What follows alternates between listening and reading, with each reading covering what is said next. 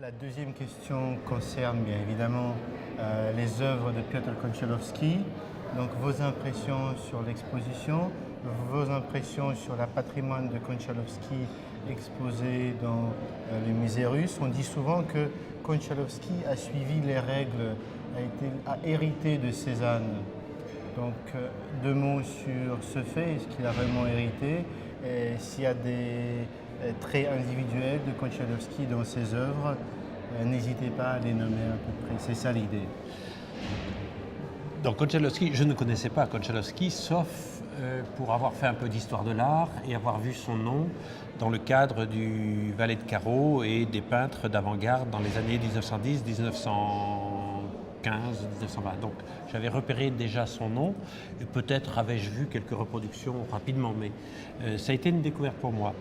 La référence à Cézanne, on ne peut pas la nier. Il y a même des tableaux qui sont très fortement marqués par Cézanne, entre autres un tableau qui est un pont sur un étang qui, pour moi, est directement repris, mais au meilleur sens du terme, d'un tableau qui est au musée Pouchkine. Donc il a pu voir ça dans la collection Chlotino-Morozov, je ne sais plus de quel, mais qui était donc en Russie à partir de 1910. Je pense qu'il a aussi vu Derain, il a été sur des lieux sinon cézanniens, en tout cas de référence méditerranéenne, qui sont les lieux de Cézanne, que ce soit Cassis, que ce soit San Gimignano, Cézanne n'est jamais là en Italie. Ces tableaux-là renvoient, pour un historien d'art comme moi, immédiatement à... Enfin, il y a des références sur des tableaux de Cézanne, comme les tableaux de Gardanne de Cézanne. Ceci étant, ce que j'ai découvert, c'est une tradition proprement russe, du moins ce que je l'en perçois par rapport au peuple russe, par rapport à la peinture des ambulants, par rapport à une peinture de la vie sociale et des maisons, qui n'est pas du tout cézannienne et qui démontre une volonté d'associer à la fois une modernité qui vient, on va dire, d'Occident, qui vient de Paris, qui vient de Cézanne. Il n'y a pas que Cézanne, il y a Derain, il y a Matisse, il y a d'autres intermédiaires qui interviennent dans cette évolution de l'œuvre de Konchalovsky. Mais je dois dire que tout peintre est formé par d'autres peintres. Cézanne lui-même a été formé par Delacroix, par Courbet, on trouve aussi. Bon. Donc ce passage de témoin est très fort. Et il y a quelques tableaux, moi, qui m'ont fortement impressionné d'une vigueur, d'une capacité proprement personnel de Konchalovsky à maîtriser, je pense, un tableau qui est un immense tableau où il y a un escalier en bois à droite, enfin, qui est un tableau d'atelier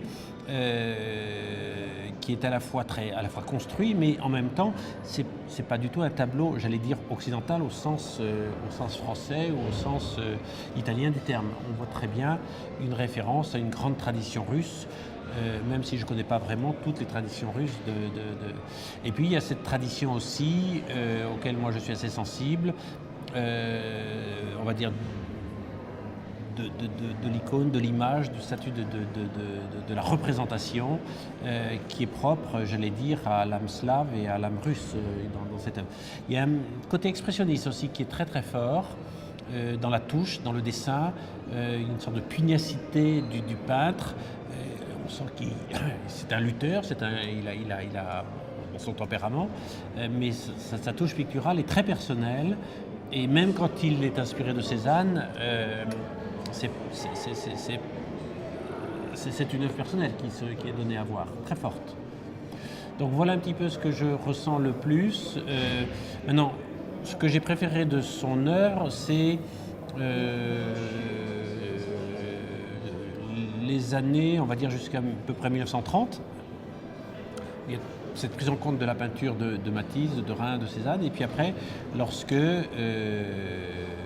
dans le cadre du Valet de Carreau, dans le cadre de la peinture qu'il développe ensuite, je pense qu'il travaille à Moscou, Saint-Pétersbourg, c'est Moscou, il y a vraiment une œuvre très forte qui se fait voir. On ne peut que souhaiter qu'une œuvre comme celle de Konchalovsky trouve à être mieux connue, mieux reconnue et mieux intégrée pour comprendre ce qui s'est passé en peinture dans tout ce premier demi-siècle, essentiellement du XXe siècle.